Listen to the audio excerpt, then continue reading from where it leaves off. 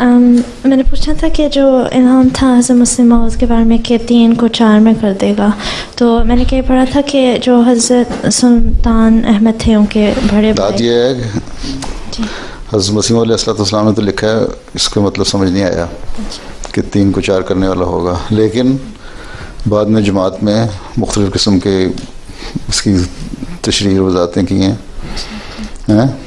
ایک یہ بھی کی جاتی ہے کہ پہلے 3 بھائی تھے زندہ، اور ایک بھائی جو تھے سب سے بڑے بیٹے حضرت مسیح علیہ السلام کو پہلی بیوی سے، وہ احمدی نہیں تھے، حضرت سلطان احمد صاحب، حضرت مرزا سلطان احمد صاحب، انہوں نے خلیفہ ثانی کی بیعت کی تھی.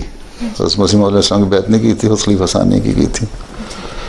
مرکز ہیں اسلام کے، وہ بھی لیا جاتا ہے کہ پہلے مکہ تھا، مدینہ ہوا، پھر قادیان ہوا، پھر ربا ہوا، ربا شہر بسایا انہوں نے، یہ بھی ایک تشریح کی جاتی ہے. اور جو خالصتاً مرکز بنائے، اور بھی کوئی ہو سکتی ہیں وضاحتیں. ٹھیک ہے.